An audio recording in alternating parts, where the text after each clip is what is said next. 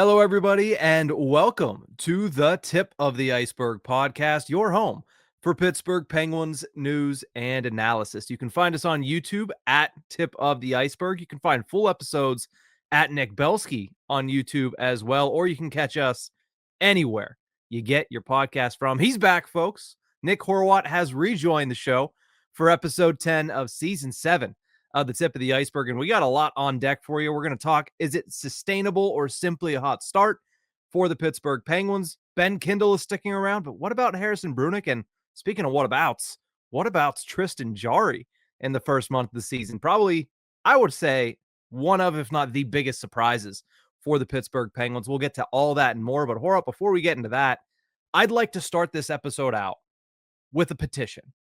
I'm going to start it. I'm going to go door to door through all of Allegheny County and the surrounding areas, petition to strike Saturday games from the Penguins' schedule for the remainder of the season.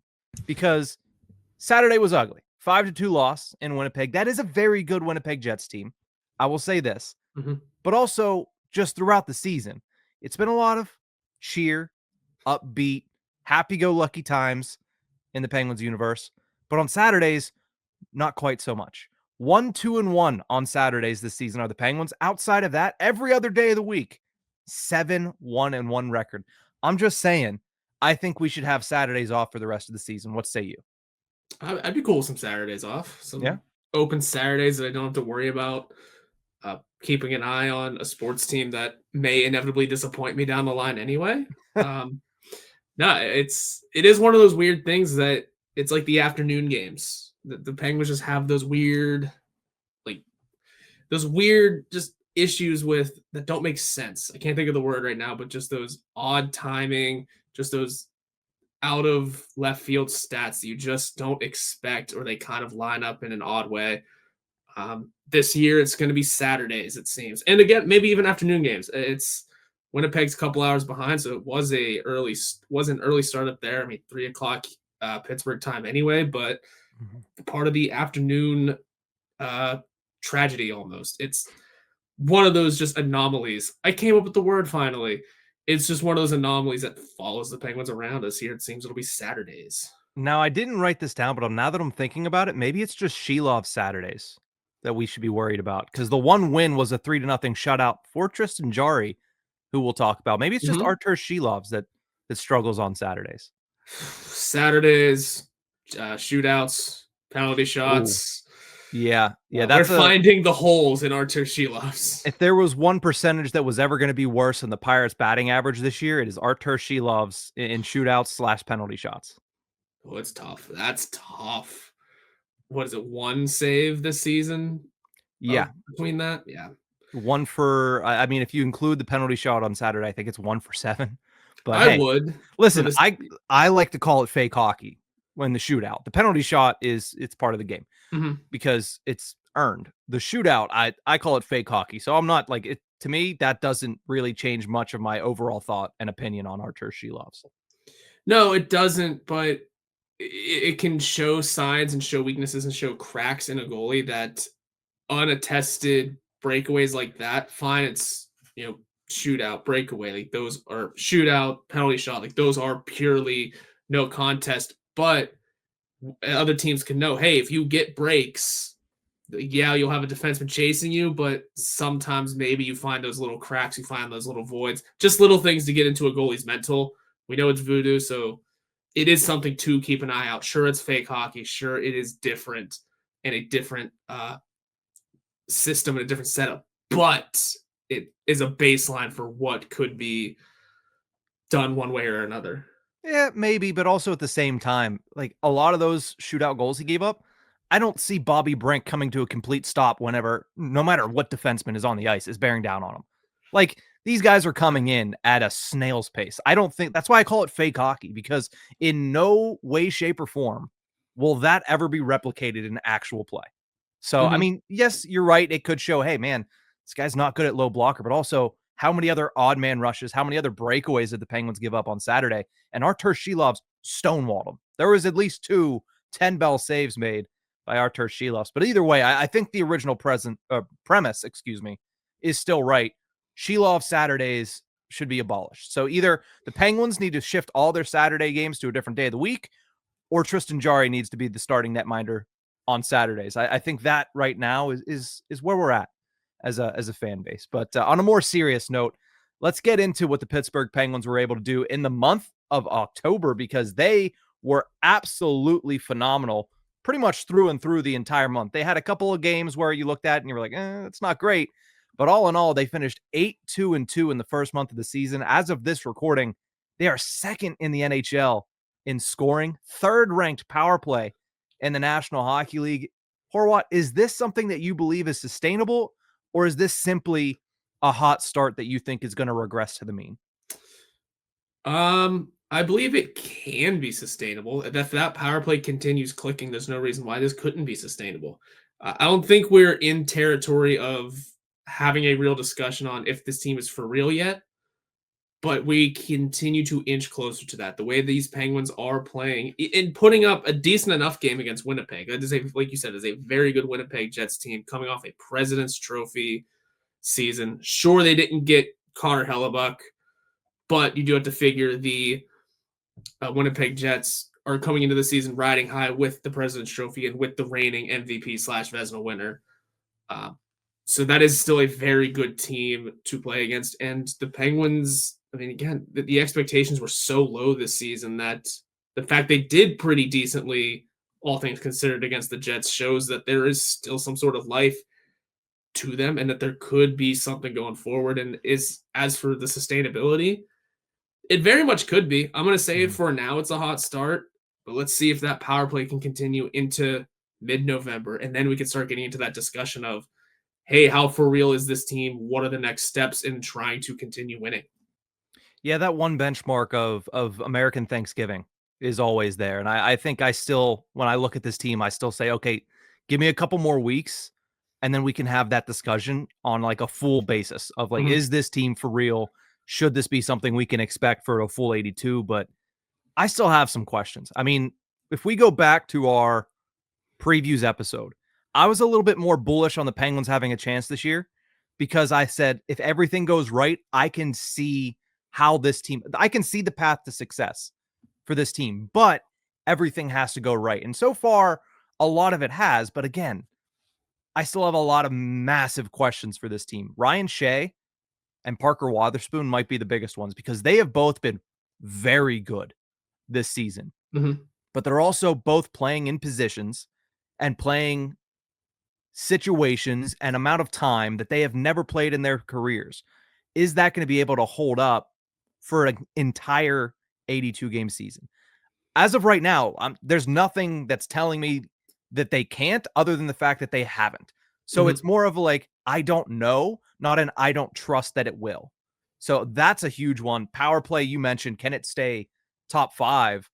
And I think another massive one is Evgeni Malkin. Because it's not just, hey, Malkin's playing pretty good. Evgeni Malkin has 18 points in 13 games. He is playing out of his mind. The guy is a wacko at 39 years old. He is at the top of NHL leaderboards in scoring, and he's doing it in a multitude of ways. Yeah, he's producing on the power play, which is something we really haven't seen much of the last couple seasons. Even last year, when the Pens power play was good, it was not a lot of it being run through Evgeni Malkin, it feels like. So he's doing it on that front. He's doing it at 5-on-5, and it's plotting offensive zone possessions. It's off the rush. It's so many different ways that he's creating with so many different outlets, right? He's fed to defensemen. He's fed to Brazeau. He's fed to Mantha. Now we see Tomasino getting an opportunity up there with Brazeau injured. So that's my other question is, can Evgeni Malkin not just sustain playing well, but also like playing at this level is wild for a 39-year-old. A 39-year-old that has gone through the injury history that he has. If he can maintain that, then that's going to go a large way into the Penguins being able to stay where they're at in that top 3 of the Metro. And I think that's what we're all looking for. It's not always, hey, they got to be first place. If you can stick in that top 3 in the Metro and just kind of hang around until January or early February, that really changes the trajectory of the organization for this season for Kyle Dubas. Like it forces him to kind of switch up what his plan was coming into the year. If you can keep this going into the new year. So those are my big questions. And I think to me, it is a hot start, but also I feel like, and I'll let you kind of take the floor with this. I feel like they've shown that they have a switch in their game, which is not something that they've had. Like if they had a slow start in the past couple seasons, it was a bad game. Like you get off to a slow start, you have a bad first period. For the most part last year, it's curtains. Like you could turn the Mhm. game off, you know how it's going to end. But they've had a switch this year. I mean, the third period against Minnesota, the second period against St. Louis, they lock in and they dominate. And I feel like that has been the biggest difference this season. And again, I don't know who to attribute that to. I don't know if that's Crosby just saying, you know what, listen, we need to have this mentality. I don't know if it's the young kids being able to be like a goldfish, to borrow a Ted Lassoism, or if it's Dan Muse and this new coaching staff. But no matter who it's attributed to, the fact is they have it this year, and that's something they haven't had in years past. That's fair, and I believe you're totally right about that. There is something about this Penguins team that it's locking in at the right times. Yeah. Getting it's putting those heels in the dirt and standing their ground and fighting back at the right time. There were moments during the Winnipeg game that I even thought, maybe there's still a chance they crawl back into this. Like Yeah. truly, it's doubtful, but truly, a squeaky goal goes in and suddenly momentum can flip. Mhm. But it is those little things that can drive this team forward. And I think I'm going to also continue to lay on it is just a hot start for now Mhm. because they're winning games, they're playing well, but schematically they're still playing as if they're still experimenting. And we'll get Yeah. to the Jarry discussion soon, but the goaltending going back and forth game after game, there are still multiple teenagers on the team. There are so many options on defense that nothing seems totally set in stone on the blue line, really. There's still a lot of experiments going on that it doesn't make it seem like this team has decided itself what direction they want to go in, Mhm. but Sidney Crosby is very much forcing them into the win column. And Evgeni Malkin, and again, this goes back to the schematics part of it. Yeah, it's playing well right now. Can that sustain for a 39-year-old with an injury history through the rest of the season? Yeah. Yeah, there's questions about this team Mm-hmm. for certain, and, I always go back to the defense because Chris Letang has gone through stretches this season where you look at him and you're like, "This guy in his own zone is just" like, Saturday, that 2-on-1, he's just he's out to lunch, Yep. and it happens, and you see it with these guys, and you're just like, "Come on." Like, you guys go through such good stretches, and then they hit that lull, and it's frustrating because, the talent is there in those guys. If it happens with a younger guy, okay, you take your lumps, it's a younger guy. If it Mm-hmm. happens with a Ryan Shea, you're like, "All right, he's playing in a position he's never played in." Same with Parker Wotherspoon. But a guy like Chris Letang, a routine 2-on-1 can't go through as much as it's gone through. I think the defense is something that is still a major question mark for the Penguins. The potential is there, and they've shown it this season that if all goes right, they can be, I would say, an NHL average unit, probably above average unit. But again, for that to be consistently the case, it's gonna take some steps. And I think Mm-hmm. we're still a couple steps away from that. Still overall a very great start to the season. It's hard to poo-poo anything that Yeah. they've been able to do. It's really hard to kind of nitpick like this, but early in the season, you're hoping to see signs of sustainability. And I think the fact that they have that switch is the one thing in me that's making me look at those questions and be like, it's okay, because as a team, they've shown that they have that. Like they will always have, like, not always, but they will have those questions and they still need to answer them. But as long as they still show that they have that switch in games, like you said, they are hard to kill. Even in that Winnipeg game, you're like, I mean, they've done it this year. Yep. They've done it this year where they haven't in years past. So you never know, right? When they made it 4-2, when Lizotte scored that goal, you're like, I Mm-hmm. mean, it's an uphill battle, but they've done it. So being able to have that feeling is not because, hey, it's just you're hoping for it. It's because there's proof of concept of it. And I think that is what's giving me a little bit more hope that this is sustainable. And this is a conversation that whenever we do have it in a month's time after American Thanksgiving, we're saying, okay, we're still here. Maybe they're not 8-2-2 in November simply because they have 2 5-day breaks thanks to the Sweden games. But maybe Mm-hmm. they're not that great in November, but still in the games they play, they show that they have that switch. And you say, hey, it is sustainable. Parker and Ryan Shea have been able to maintain that play despite playing 20 minutes a night for the first time in their careers for 2 months now. Yeah. And I think the bigger sample size that you get of them playing the way that they've played, the more you look at this team and say, okay, this is a Capitals of 2 years ago, maybe even better. Yeah. Yeah. It's just, you mentioned Shane Parker Wotherspoon. It's another point of, it still schematically feels like experimentation. Those aren't names that necessarily you would think going into the season. Yeah, those are going to be lineup regulars. And yet here they are getting into a new calendar month of the year, and Killing they're, it. they're doing pretty well. So Yeah. it'll take some time. It's just a matter of riding the wave and seeing just how far you can take it for now. Because again, coming in with such low expectations on the season, having a hot start's a win-win situation. Mm-hmm. Truly, if they continue winning, it's all right. Cool, they pulled it off. They proved a lot of doubters wrong. They're going to, again, I'm thinking way ahead here, but fighting for a playoff spot. They're going to maybe buy a player at the deadline. They're going to really fight for possibly Evgeni Malkin's final season. Or if the wheels fall off, well, that's where they were supposed to be anyway. Welcome to the McKenna sweepstakes once again. There's no downside to whatever comes next for the Penguins, barring unforeseen circumstances. Well, I'm hoping what comes next is a big win in Toronto, and then they can come home and get another victory here later in the week. But overall, 8-2-2 in October, 8-3-2 now on the season.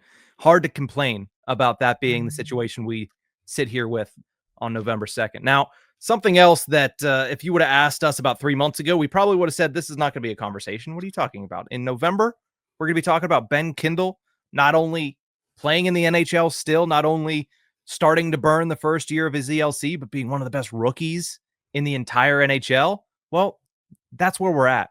He played his 10th game in that matchup against Minnesota, so he has officially triggered his entry-level contract, which means he's going to be sticking around a little bit longer. It doesn't guarantee that he'll stay in the NHL all season because they can still send him back to juniors if it shows that the wheels are falling off on that experiment. But as of right now, no signs of that happening whatsoever. And it seems like now it's just he's here until he proves he shouldn't be. And it doesn't seem like he's anywhere close to coming to that line. No, not yet. And he's continuing to play well. He's continuing to prove that he's worthy of an NHL role. Not much more needs to be said about it. As long as he is playing well, staying healthy, and looking like a lineup regular, both on paper and on the ice, I mean, there's no reason for him to go anywhere.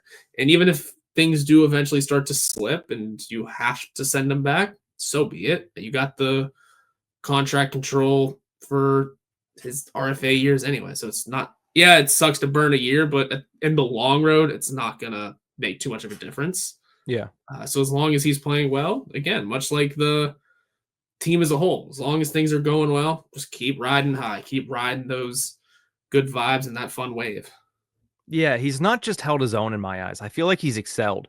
Like now you see him on that top power play unit. He scores a huge power play goal against the Wild. And he's playing that 200-foot game that is so coveted for a third line center. To me, he's here not just until he struggles for an extended period, because I think that he's bound to have a rough game or maybe a stretch of rough games. He's an 18-year-old playing in the NHL, playing in a very, very pivotal position as a third line center. He's going to have his bumps. He's going to have his struggles. But I think he is here until he faces that extended period of struggles and somebody else steps up. Because the way he's playing, it's not just, hey, for an 18-year-old, he's playing that position well. He is playing third line center better than anyone since the guy that is behind him on the bench in Nick Bonino in 2017. Nobody has played that position for this team better than Ben Kindel has through his first 11 games to this season. So to me, it's not in pen that he's staying, obviously, because he's 18 years old. At the end of the day, development comes first. And if it is deemed that his development would be better off if he takes a step back and no longer faces NHL competition, then I understand that. I'm not going to, disagree with it, because I honestly, right now, I trust the Penguins development staff, considering what they've been able to do over the past couple of seasons. But right now, to me, while it's not in pen, it is very dark in pencil, about to be traced over in pen, that this kid is not a completed product by no means, but he is going to finish whatever development he has left at this level, because that is how good he's performed in 11 games. And it's going to have to go so far in the opposite direction for me to change my mind on that. Yeah, it will. Like I said, he's continuing to look like an NHL player. That's square one for anyone of that age that a team is burning a year on, I should say. Until things start to slip, he's going to continue playing. He's going to continue going through the process of being an NHLer. It's impressive to see. He's one of the better rookies in the league right now. I haven't looked around too much at the rest of the rookies, but I can tell right away that this early in the season, most rookies aren't blossoming or really showing out quite yet. I know Matthew Schaefer's doing very well on Long Island. That's really cool to see. But Ben Kindel is also holding his own as a standalone NHLer, no matter the age, no matter the experience level. As a third line center on this Pittsburgh Penguins team, he's doing darn good. He is, and he's already getting the Phil Kessel comparisons. You've seen that start to go around. I'm just gonna say this: I made that comparison after his first goal. It was in jest, but I'm just gonna say it. I think we were the ones to start. Hey, that 81 looks familiar, making plays the way he's scoring, just coming down the wing, blowing it past the goaltender. I'm just gonna small victory lap as we tend to do on this show, but he's killing it. Absolutely. Now, how long until the tape starts to appear on the Kessel jerseys? If they haven't already, they haven't already. There's a lot of Kessel jerseys out there. I know that, and it's not even. I don't know, because it's like you could still wear the Kessel jerseys. Yes, absolutely. And you could still then go get a Kindle jersey. You could. Like if you're a couple, one should wear Kessel, one should wear Kindle. I mean, to be honest, you don't even have to use that much Sharpie because they both start with a K. You just add a INDEL over the ESSELL. Why did I put a second L on that? I can't spell. This is why, this is why we like to just randomly talk, because it shows how stupid we actually are. Hey man, I am. I'll speak for myself. It happens, and you don't. It's only a couple letters you got to cover up, so it's not like it's that hard. Yeah, let's break out the tape. Let's Kenny Pickett to Aaron Rodgers these jerseys, and we'll profit. Yes, yeah. Not as drastic, I think, of a difference on that one. But let's go over to Harrison Brunicke, because these two have kind of been running mates. When you talk about one, you almost have to talk about the other, considering they're in a very similar situation. They're the only teenagers on this team, and they're two of the only teenagers that have been on this team in this organization for a very long time. So what about Harrison Brunicke? Because he has yet to reach the 10-game plateau. That is still a question. That is still a discussion. Will they keep him around and burn the first year of his ELC? He's currently standing, as of this recording, at 8 games played. So what do you think as of right now? Do you think that he's somebody that similar to Brunicke, or similar to Kindle, is going to be best served sticking up the NHL level? No, I don't think so. I think you can freely send Harrison Brunicke back to his junior team, and it won't hurt anything. It'll only help his development. You have to figure the age and the experience level could play a factor in. It's tough to sort of make that transition again to an NHL. Ben Kindle's just accelerating at it. Harrison Brunicke might take a little more time, and that's okay. Defensemen usually take more time anyway. Yes. So that's a big thing to remember, is that this is good to kind of almost preheat the oven almost. He still needs a lot of seasoning, but having that early experience of here's how the NHL goes, here are the things you can learn, here's some of the on and off ice experiences of the league. We're going to send you back, and it's not for a bad reason. It is you're going to continue growing with what you learned, taking those steps and progressing back into a full-time NHLer again, and without burning that year. As much as I keep saying it, those years really don't matter. It is nice to still have them around. So if he goes back and you don't burn that year, it's not a bad idea. And once again, it seems like a pretty decent win-win situation for the Penguins. If he proves he can stick it in these last opportunities, good for him. Continue on. If not, it doesn't hurt anything to send him back. I really feel, and not enough people are mentioning this, the Caleb Jones injury to me threw a big wrench into the development plan for Yeah. Harrison Brunick, because those two were really starting to cook a little bit before Caleb Jones went down with an injury against Florida.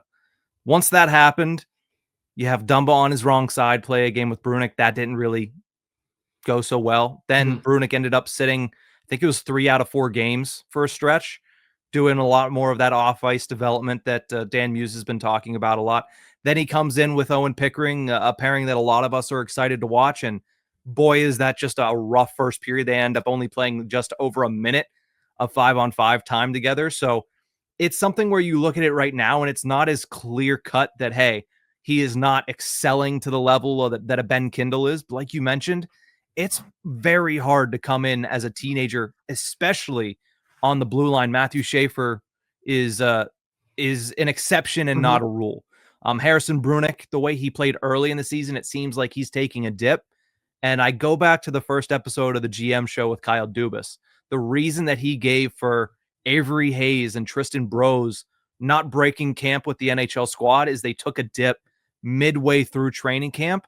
They played well at the tail end of it, but that dip is something that forced management to say, okay, I think we're going to start you out at the AHL level and let you try to build on what you did in the last couple of days of camp and hopefully then get a call up. It feels like this dip is something that's going to put a lot of doubt in the minds of a lot of people with Harrison Brunick, but I still, to me, believe that I would keep him around a little bit longer. I'm not going to say, hey, he's somebody that is to the level of Kindle where it's like, hey, he needs to show me that he just can't develop anymore at this level. Like that's how I feel with Kindle. With Brunick, to me, I just want to see more. I'm not as worried about burning a year with Brunick as I even was with Kindle, simply because Brunick is a guy that almost got this tryout last year. Like Yeah. he is still well ahead of the curve when it comes to defenseman and development. So I still want to see him test himself a little bit more here because, yeah, maybe he could use a little bit more seasoning in the WHL, but I don't think it's that much. I No. really don't. Like if he's struggling and it's actively hurting him to play on the NHL level, then yes, you got to send him back. And maybe it's not a year of tremendous growth at the WHL, but maybe it's a year where he fine tunes a couple things at that level. But to me, I think you still need that larger sample size to see what he has in Pittsburgh and to put him through the paces of the development plan that they've put in place for him in Pittsburgh. So I would burn that first year, that ELC, because I think you need to learn a little bit more about where he's at this year. Okay. Yeah, I like that. And with the bonus too for the Penguins as a team, uh, not thinking of the contracts and the burning years, but as a team, the Penguins have plenty of defensive options. They do. If you lose Brunick for the year because you're sending him back, you got options to fill. You can continue filling holes, filling that void, and then moving along as you have this whole discussion of how for real is the team. I mean, without a Brunick, now we have these more not sustainable, but more fluid options to figure out what sticks long term. Mm-hmm. Because as of right now, much in the way for both Kindle and Brunig, we don't know if they are sticking long term quite yet, Yeah. but they're at least proving themselves to be worthy enough of these opportunities, these options. But if things don't work out, at least on Brunig's side, there are plenty of defensive options, plenty of blue line names that could fill in. And again, it's not all bad. It's not all bad for what's going on with Brunig. He can take this time off, get the practice reps in, get the off ice experience in. Play in World Juniors. Yeah, get that opportunity in. Absolutely. Yeah, I keep going back to the whole Caleb Jones injury thing.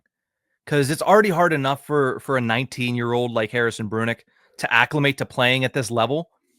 Try doing that and then having a revolving door of partners on the other side of things. Not Mm-hmm. only a revolving door, like that's Matt Dumba playing his off wing for the first time in his career. That's Owen Pickering trying to kind of get his feet underneath him. That's Connor Clifton. If we see that pairing, I'm going to be really intrigued. And those listening to this might already kind of know the answer to this because morning skate might have already happened in Toronto, but I'm really intrigued to see who the third pairing is against the Maple Leafs. I mean, it might just be another Harrison Brunick, take the day off, develop off ice type of thing, try to regroup.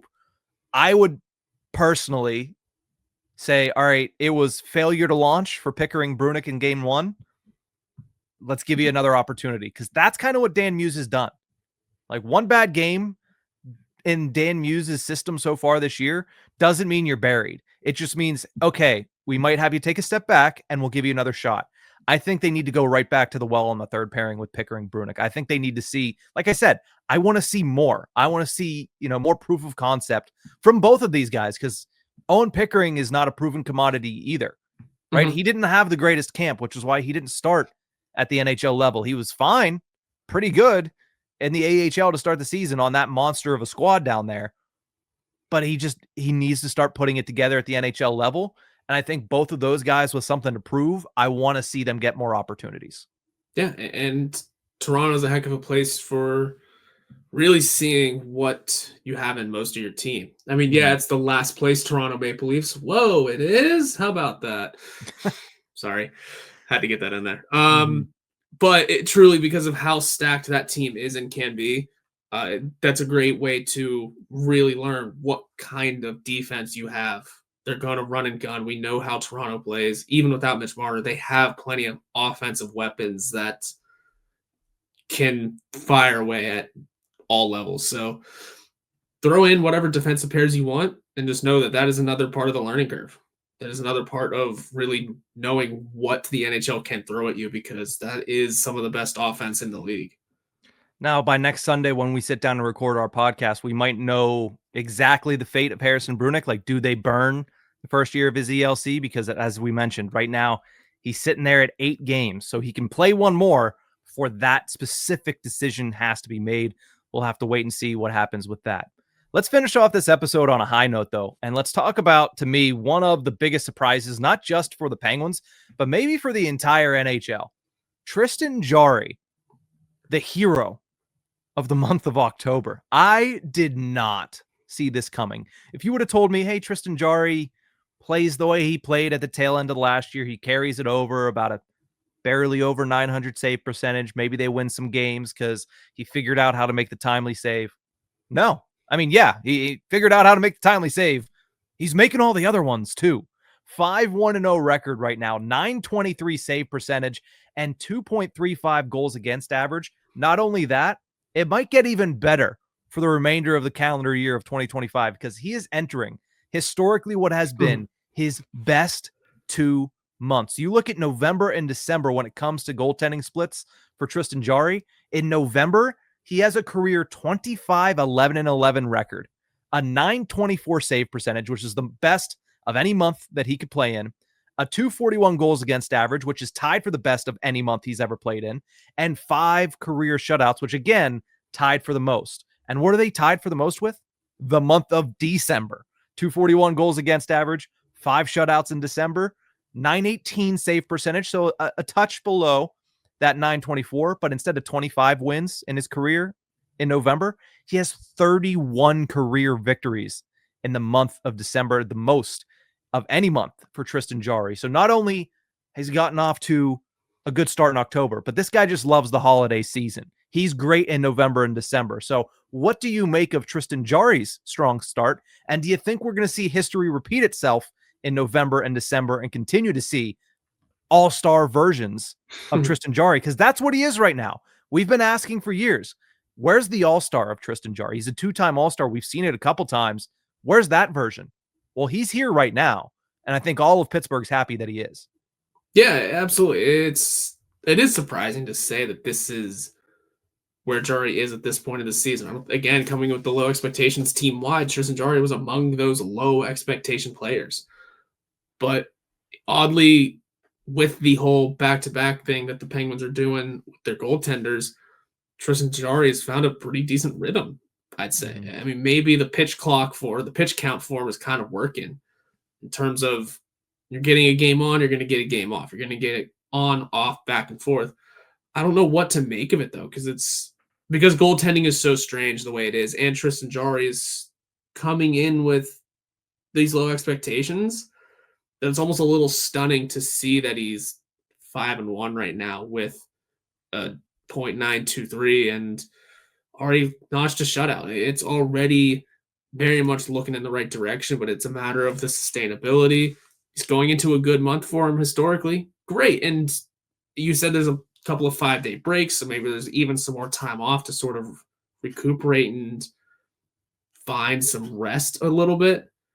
It'll be fascinating to see how it continues, but I'd say for the moment, at least me, I'm going to keep my expectations low on Tristan Jarry, which is, I know, sucks to say, considering everything I just said, but hey, low expectations, then you're shocked and very happy whenever it's the opposite.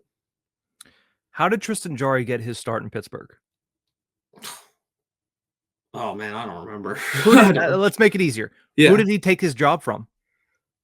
One Matthew Murray. He did. And Matt Murray was a 2-time Stanley Cup champion. Yeah. That's competition. That's serious competition. What hasn't Tristan Jarry had since Matt Murray? Now, Matt Murray did struggle towards the tail end of his tenure in Pittsburgh. I'm not saying that I forget about that, but it was true competition. That is somebody with a bona fide track record. Yeah. That at that moment, while he was struggling, a lot of people still believed, hey, that's a 2-time Stanley Cup champion goaltender. He can turn it on at any moment and take his job back. So it's true competition. It's a true feeling of, hey, there is somebody behind me that can take my job. Since then, I don't think that's been there for Tristan Jarry.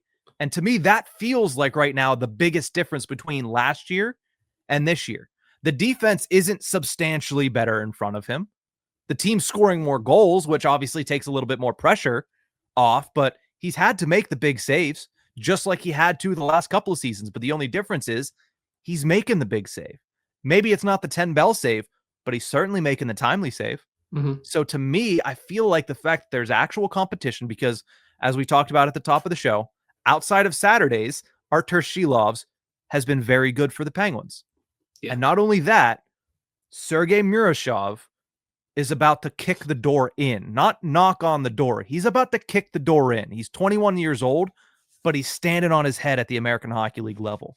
This season, he has been electrifying. I think that's pushing Tristan Jarry. Am I off base on this? Or does this make some sense that Tristan Jarry, seeing that, hey, if I don't perform based on what happened last year and based on the talent behind me, if I don't perform, I'm gone. Or even worse, I'm buried. Yeah. I wouldn't say that competition is new in this position for Tristan Jarry. I would say this is a different kind of competition. I think it's true competition. I wouldn't consider Alex Nedeljkovic as competition. That's what I was going to get into. Yeah, the Nedeljkovic, it was competition, but it was kind of more Jarry shooting himself in the foot. And hey, you have no choice but for it to be competition because the Penguins need a competent starter. And also at the same time, Alex Nedeljkovic was playing very well. So it was a bit of a crossroads in terms of that becoming a quote unquote competition. Whereas this one is a pure competition because Silovs plays very well. We have Murashov in the AHL who's lighting it up. And who knows what Blomqvist does when he comes back, by the way. Another name could enter the chat. So it's going to be interesting. And we know we've seen Jarry thrive through competition before. Like you said, that's how he got the job in the first place, was taking over for Matt Murray. Again, through struggles for Matt Murray, but still knowing that a couple slip-ups, you're out of a job, basically. Because very much so, one of those three, I keep banging the drum for, Silovs, Blomqvist, or Murashov, one of them's got to hit. None of those names I just said are Tristan Jarry. So it's a matter of maintaining that run, maintaining that consistency, and fighting off any demons that might be following around. And I think it's very possible. I'm just going to keep my expectations low on it. The other thing that makes it a true competition is the way that they're being deployed. It's every other game. They haven't diverted from that. I am shocked that they haven't diverted from it at this point, because there's been times where one has had a shutout and you're like, okay, maybe they'll ride the hot hand there. Or Tristan Jarry has a 1-goal allowed performance against a good Minnesota team that pushed really hard, really early. And they're like, oh no, we're sticking to it. So the fact that Dan Muse has stuck to his guns on this, I think, is also kind of fostering that competition and making everybody know, like in that goaltending room, this is real. Like it's not something that we're going to back off of. Like, you will be getting opportunities. It is tit for tat. we are seeing who is the best option for us. And we're taking a long look at it. So you have time to make mistakes. It's not that much pressure to where one goal could cost you a job, but it is enough to say, hey, listen, even if you have a great game, the other guy's coming in the next game, no matter what. You can shut a team out. The other guy's coming in because this is a true competition, and we want a good long look at both goaltenders. And Sergei Murashov down there is playing 85% of the games. So they're getting a real good look at him down in Wilkes-Barre too. So I think that that's also something that's kind of leading to this competitive environment in the goaltending room. And I think that Tristan Jarry is feeding off of it. It's what it feels like from the outside looking at. I'd love to get a chance to ask him, what he feels about this. But with that said, as excited as I am to see Tristan Jarry playing the way he has, because very few in this market have taken the amount of backlash that he's taken over the last couple of years and taken it well. Like he's never snapped back. He's always kind of said the right things. I'm happy to see him succeeding and thriving early in the season. But with that said, this man's kryptonite is when the ball drops on midnight of December 31st. New Year's has always been a turning point for Tristan Jarry. That's when the rubber will meet the road for this guy this season again. But for now, I'm very glad to be wrong about him, about my opinions coming into the season about what he could be. He's been the opposite. He's shoved it in my face, and I'm very happy about it. Of course. And it helps that he's making the first save, stopping the first shot that he sees. That's big too. That's a good start, always. Yes. Getting that first one out of the way, and the momentum goes your way from there. Yep, 100%. And then here's the thing, too. A couple of occasions he's given up a goal in the first period. Might not be a bad goal, might not be on the first shot. And then he shut the door for the remainder of the game like he did in Minnesota. I will say part of his issue, too, whenever that was the big thing that he was missing allowing the first goal on the first shot, at least at the start of it, a lot of times that'd be it. That would be it for a little while, at least. He would kind of shut it down from there. Things fell apart after a little while, but I do remember that being a big part of it, that he somehow would turn it right on after giving up the first one. Yeah. I mean, at the end of the day, you look at what he's been able to do, and he's a major reason why the Penguins are 8-3-2 to start their season. But we'll see if they're able to extend that to 9-3-2 on Monday night against the Toronto Maple Leafs. Some of you that are listening to this might already know the answer to that question, and I'm hoping it's in the affirmative. But that's going to do it for this episode of The Tip of the Iceberg. Thank you guys so much for tuning into this one. Remember, you can find us on YouTube at Tip of the Iceberg. Full episodes can also be found at Nick Belsky on YouTube, or you can check us out anywhere you get your podcast from. We'll see you guys next time.